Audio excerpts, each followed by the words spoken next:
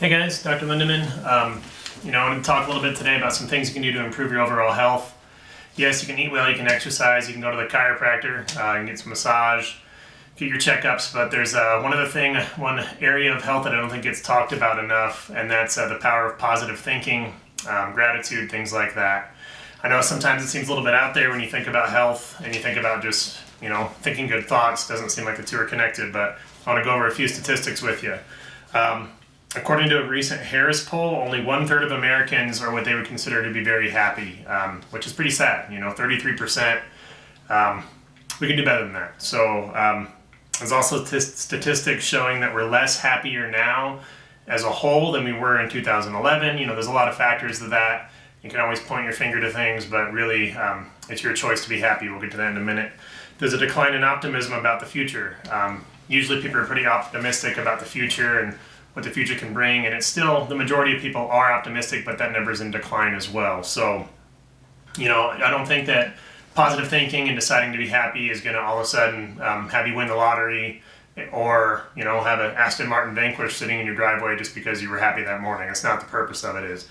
But happiness does do a lot of good things for your health. Just being happy releases endorphins. Endorphins are the good hormones, basically is what we call them, which decrease stress. Obviously, you can't be happy and stressed at the same time.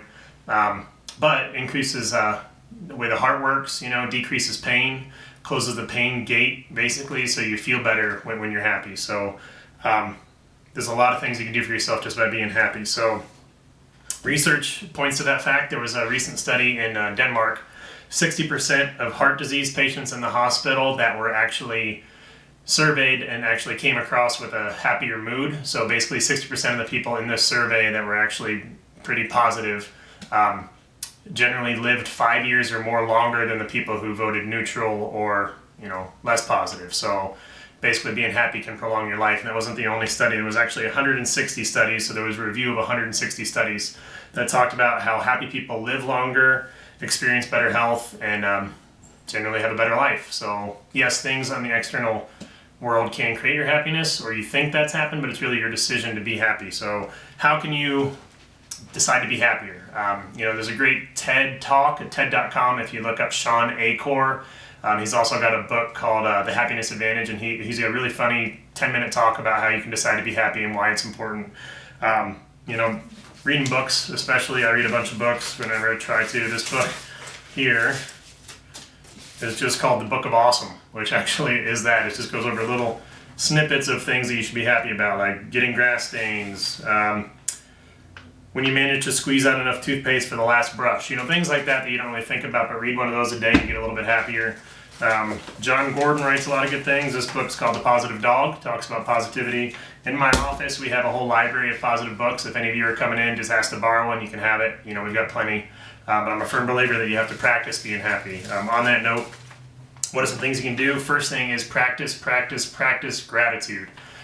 We have a thing in our office that you wake up in the morning, and at some point during the morning hours, you're going to write something you're grateful for on a blog that we created for our office. We made it public. If anybody ever wants to see it, just let us know. But it just kind of sets the mood. You say something you're grateful for every day. That releases endorphins. Once you know what you're grateful for, you start your day happier. And in the Sean Achor book, they talk about doing it at night too. Like write down 3 great things that happened to you before you go to bed. We do that with our kids sometimes, where we ask them, what's some great things that happened to you today? And they let us know, and then they go to bed a lot happier. You can practice gratitude, like we said. You can read, sing, exercise, play, dance, love, hug, whatever you need to do to practice being happy. You really can't fake it. There's actually studies that show just by smiling, just the act of smiling, even if it's a big fake smile, you're going to release endorphins that way. You can't trick your brain. But you do trick your brain, but even if you're not happy, you force yourself to smile, you release endorphins. So that's a good thing. You can't really fake it. Watch good things, avoid bad things, read books. I don't watch the news. It's important, I guess, but there's a lot of negativity on the news. And if you're going to do that, that's fine. Just try to balance it out with some positivity. What we do in our office is one other thing. We call them ding-dings. We got this from a website called Mind Valley. And, they talk about if something really good happens at work, they ring the bell of awesomeness. It's got a longer name than that, but if you want to look it up, Mind is an M-I-N-D, Valley. He goes into a big talk about that. But in our office, if somebody says something great about the care they've received or anything like that, we write them down on these little stickies and we stick them in a jar, and every so often we'll pull the stickies out, and reminds us one, about our purpose, and two, kind of just resets the stage and gets us happy right away. Just like you guys, I have days that I'm not feeling all that fantastic, or I got to really work harder at practicing gratitude and being practicing happiness than I do on other days. These kind of things really help set that stage. So things like this, we got one from Molly, who said, after getting adjusted the last few weeks, I was able to finish the Ironman with no back pain and no ankle pain whatsoever. So, there are many testimonials. That's in my line of work. That's great. There's just one more I wanted to read to you from Kurt. He said, thanks for the way you handle people here financially and morally, and thank you for the positivity you put out on a daily basis. It's great. So, it's good to be acknowledged for that. I think it's important to be happy, like I said, to practice happiness. And really, I think if you start doing little things like practicing gratitude every day, find something you're happy for, take a moment to just sit, relax, and think about what you're happy about, your whole health will improve. Anyway, I hope to see you guys soon, and thanks for watching.